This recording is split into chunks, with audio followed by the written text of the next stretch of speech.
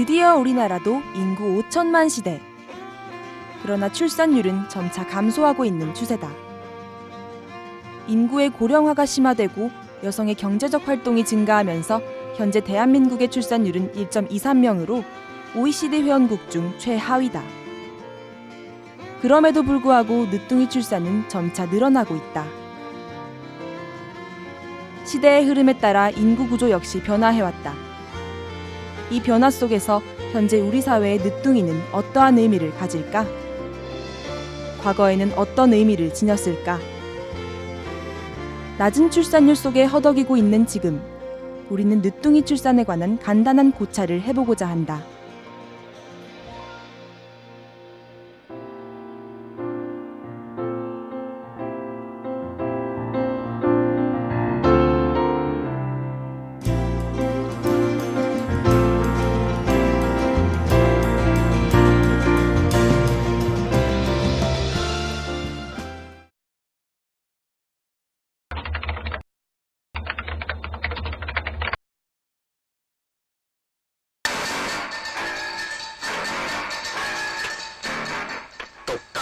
이 순간 1962년 인구정책의 일환으로 가족계획 사업이 시행된다.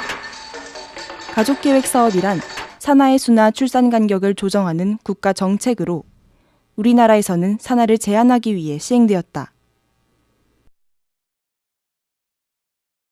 그 당시에는 너뚱이들도 많이 놓고 했죠. 아니, 나오면 좋죠. 그런데 국가에서 제재하니까 어쩔 수 없었잖아요.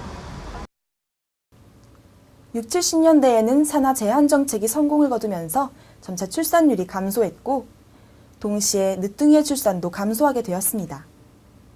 그런데 90년대부터 다시 고령 임신이 증가하기 시작했습니다.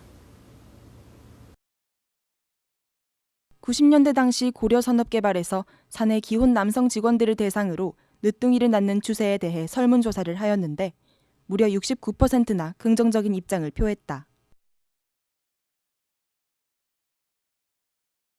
늦더라도 엄마 아빠와 아기가 다 건강하다면은 늦둥이라도 나가지고 서로 즐겁게 가정을 이루면서 생활할 수 있다는 게 50, 45 이상 넘어가는 그런 유산이 아니면 충분히 좋다고 생각합니다. 하지만 이런 긍정적인 의견만 있었던 것은 아니었다.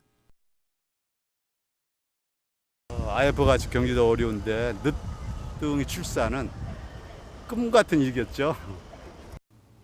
97년 말에는 모든 국민들이 IMF 경제 위기 파동을 겪으면서 역경의 시기를 보냈습니다.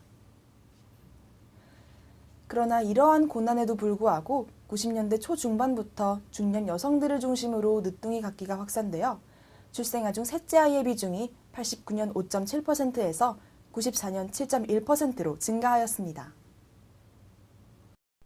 90년대를 지나 2000년대에 와서 대한민국은 저출산이라는 심각한 문제에 직면하게 된다. 자녀 양육을 지원하는 제2차 저출산 대책을 내놨습니다. 지난 4년간 시행된 1차 대책의 실패를 되풀이하지 않을까 하는 우려의 목소리도 제기됐습니다. 올 상반기 혼인 건수와 출생아 수가 지난해보다 줄어 저출산 현상이 더욱 심각해질 것으로 보입니다. 맞벌이 부부의 등장과 결혼 연령의 상승으로 현재 출산율은 역대 최하위를 기록하고 있습니다. 이러한 저출산 문제의 가장 시급한 원인은 바로 경제적인 부분에서 비롯된다고 볼 수 있습니다. 아직 우리나라가 정책적으로 이제 지원을 많이 해준다고 볼 수는 없기 때문에 이런 점만 개선이 된다면 우리 사회에서 긍정적인 현상이 될 수 있지 않나. 마음으로는 다들 생각은 하지만 그래도 경제적으로 어려워서 힘들게 생각하지 않나 싶습니다.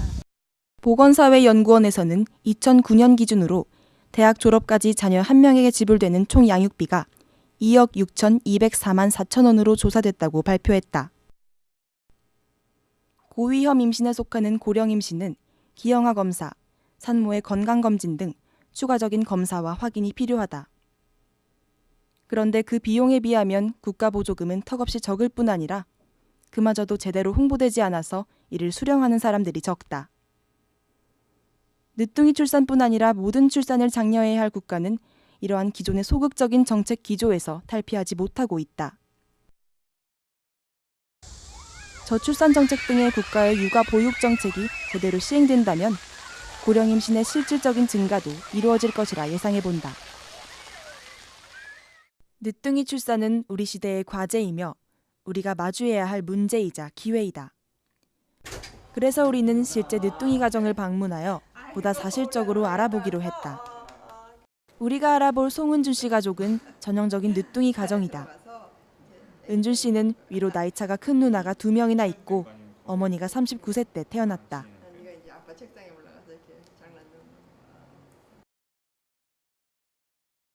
가장 기억에 남는 일은 이제 또 제일 막내고 또 늦둥이라서 사랑을 많이 받아가지고 저기 초등학교 2학년 때까지 젖을 먹었어. 그래서 초등학교 2학년 때까지 젖을 못 굶고 항상 집에 오면 엄마한테 젖 빨고 그래 늦둥이라서 그랬던 게 가장 기억에 남고. 또래에 비해서 이제 부모님이 연세가 좀 있으시니까 부담스럽지 않냐고 물어볼 수도 있을 것 같은데 사실 이제 태어나서부터 쭉 그렇게 살아오다 보니까 그게 나이 차이가 많이 난다거나 그렇게 피부로 느껴지진 않거든. 세대 차이가 좀 날 때도 가끔 느껴지긴 하는데 그런 부분에 있어서는 대화로 잘 풀어가는 편이고. 내 또래의 친구들이나 그런 사람들보다 내 자녀가 나이가 더 어리니까 내가 상대적으로 더 젊은 엄마가 되는 것 같고 젊게 살 수 있는 것 같아. 그리고 항상 늦둥이는 이렇게 귀염둥이로 잘 자라서 부모를 즐겁게 해주고 부모에게 기쁨이 되는 존재가 늦둥이인 것 같아. 나에게 있어서 늦둥이란 되게 축복받은 존재 같아. 왜냐면은 이제 늦게 태어나서 아주 귀염둥이로 자라다 보니까는 사랑도 정말 듬뿍 있는 대로 주변에서도 받고 부모님한테도 사랑을 많이 받을 수 있는 편이고 또 부모님이 어느 정도 나랑 연세 차이가 있으시니까는 이렇게 삶의 지혜나 그런 편에서 딴 부모님들에 비해 되게 넓으시고 경험도 많으시니까 그런 지혜 같은 것도 얻을 수 있는 아주 축복된 그런 존재라고 생각해 난.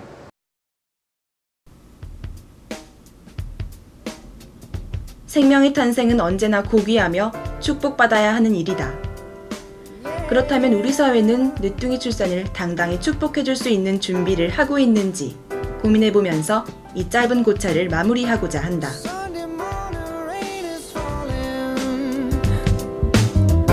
Still some colors share some skin. Clouds are shrouding us in moments unforgettable. You twist to fit the moment.